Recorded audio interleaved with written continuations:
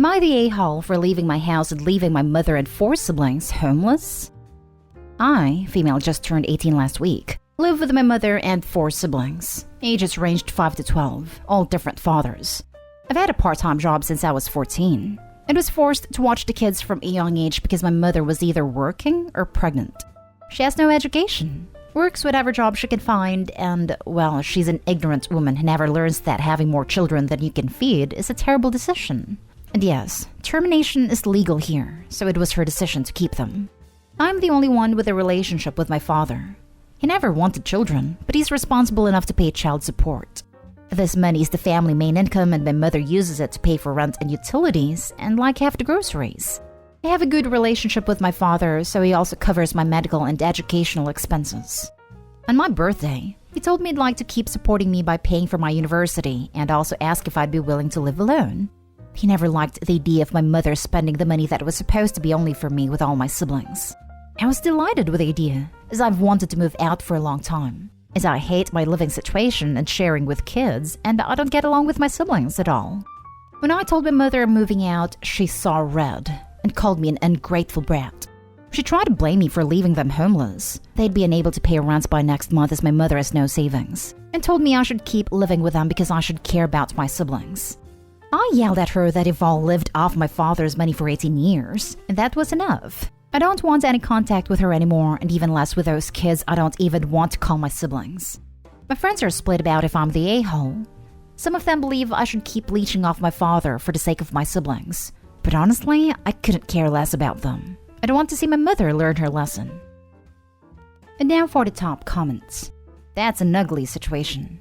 But no, not the a-hole. Your mom needs to be responsible and provide for her kids, not you. Her and the other fathers as well. Why the heck isn't she collecting child support for the other kids as well? Not to mention Opie's father is no longer required to give money now that Opie's an adult, but was still willing to. But also disgusted with his money being spent on the others as well. So if Opie stayed, they might still lose that money, which means the mom is in the same boat unless she gets Opie to give her all the money she makes from here on out. Not stay home. You are nothing more than a meal ticket and a source of babysitting. I'm a parent, and parents like your mother both enrage and disgust me. Honey, live your life for you. Leave and never look back. I would also make sure that she doesn't get contact information. The minute you start making real money, she'll show up with more kids. Let her hand out asking for you to support her life of stupidity. Congratulations on your freedom. Best of luck at school. This. Move out and cut all contact with those people. You do not owe them anything, and you do not have to keep toxic people in your life. Opie, what your mother is doing to you is called parentification. We see this a lot over r/child-free.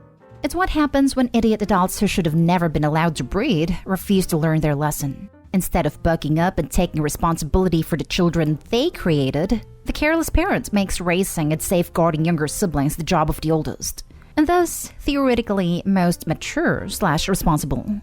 It is wrong, it is cruel, and it is child mistreatment. She freaked out because losing you would mean having to step up and be smart for a change. Without the designated pseudo-parent around, the real parent has no choice but to actually do their job. She made those kids, not you. She chose to keep them when options were available. She brought them into a life plagued by scarcity and hardship, mostly as a result of her own poor decisions. So those kids are her problem. Keeping them fed, clothed, and housed should be her burden to shoulder, not yours. Bottom line, not stay home. You're stuck in a quagmire, and it's doing everything it can to suck you down and crush you. If someone with a rope comes along and offers to pull you out, don't waste time worrying about the quicksand. The quicksand is not your concern. Say, yes please. Grab on with both hands, and don't look back. Next story. Am I the a-hole for telling my former stepmother that she has only herself to blame for me being my dad's favorite? I, 21 female, am technically an affair baby. More like a conceived through revenge baby. My dad, 56 male, married his high school sweetheart. My ex-stepmom, 56 female, because she was pregnant with a child that he thought was his, but was actually his former best friend's child. The second child was fathered by someone else. He raised my step-siblings, Amy, 36 female, and Ken, 33 male, thinking that they were his for years, until Ken got into an accident. exposing that it was impossible for Ken to have the blood type he did and be my dad's biological child. My dad was furious because he turned down a full ride to college to work 2 jobs because he felt like he needed to support his family. My stepmom begged for forgiveness and told him to think about how devastating the divorce would be to my step-siblings. For 3 weeks, my dad had disappeared without a trace, and no one could get a hold of him. The last thing he said to anyone was in a drunken voicemail that made people fear the worst. My dad was found, but in such a bad state that he had to be checked in, but refused contact with my stepmom and step-siblings while there. After a lot of pressure and begging, my dad agreed not to divorce my stepmom, but felt like he was owed something and decided that 2 could play at this game. And that's how I got here. After a DNA test, my dad was thrilled that I was around and made sure that I knew I was loved and a priority to him. So much so that he kind of neglected the first 2 children he raised. I didn't understand it at the time, but Amy and Ken resented me a lot because I was his real child, not my words, and I always came before them. My dad would always excuse it with the fact that I was so young, but he would outright ignore them a lot. My stepmom didn't really like me either, so my dad finally followed through with a divorce. He ended up getting the house, and when he died, he left it to me along with some family jewelry, the bulk of his savings, investments, and making me the sole beneficiary of his life insurance. He left Ken and Amy each $20,000. Amy and Ken were hurt, but I wasn't going to let them take out their anger on me again and be pressured to share. They threatened to sue, but my dad's lawyer assured me that I was in the clear. My ex-stepmom called me upset and demanded that I share everything equally, saying that a father shouldn't play favorite. Fed up with her BS, I told her that, "Lady, if you want to be mad that my dad had a favorite, then you need to blame yourself for sleeping around." It felt good, but my aunt feels like I was too harsh. Am I the a-hole? Edited to Ed. Saw this in a comment, so I wanted to be clear. 1. Amy's dad, who was my dad's best friend growing up, is dead. He died when Amy was a toddler, and was even my dad's best man. 2. Ken was the result of a one-night stand with a stranger, so he's going to have to submit his DNA into 23andMe or something to find out his paternal side. 3. My mom is still very much alive, and my dad left her something too. 4. I recognize that Amy and Ken were in an awful situation. I just don't really empathize because of how they treated me growing up, so I don't even care to have a relationship with them.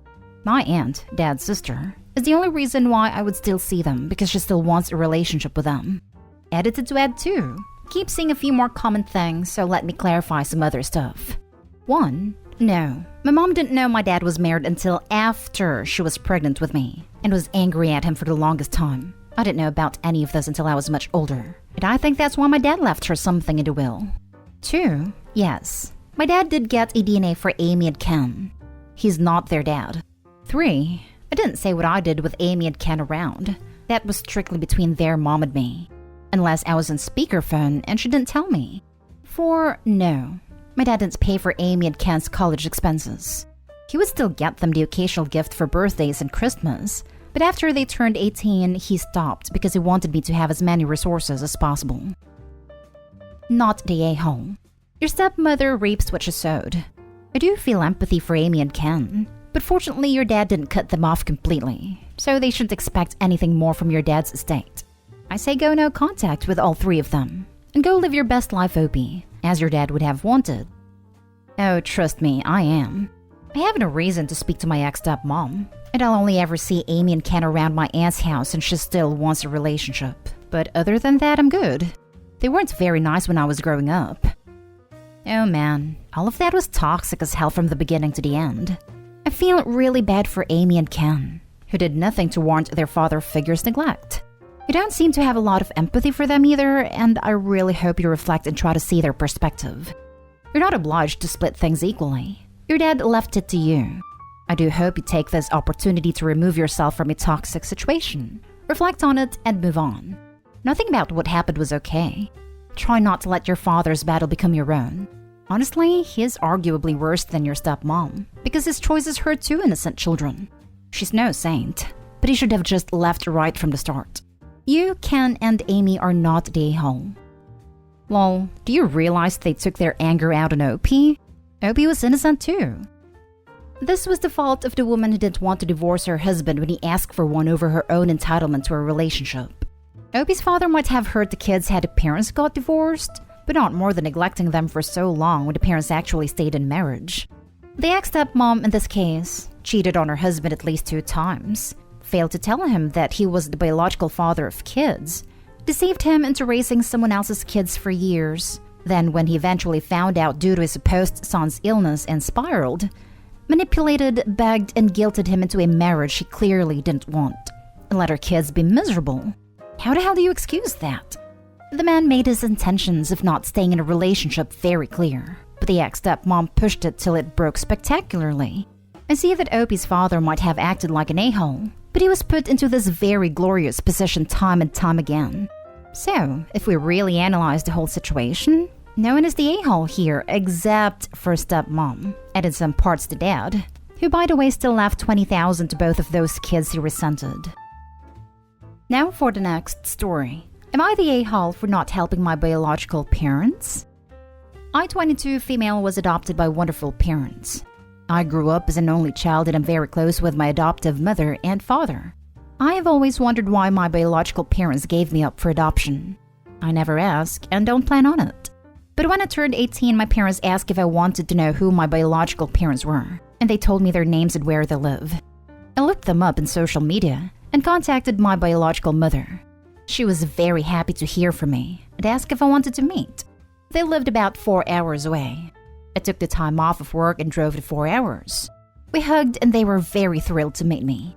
I told them that I had finished up college and working as a hairdresser. They quickly changed the subject and asked if I could lend them around $2,000 to pay off some debt.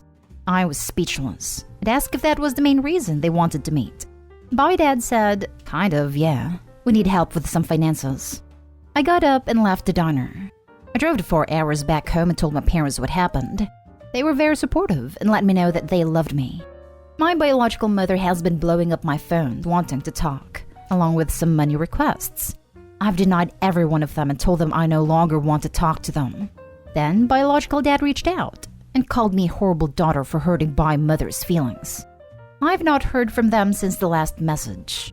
Am I the a-hole for not helping my biological parents? Not the a-hole. You owe them nothing.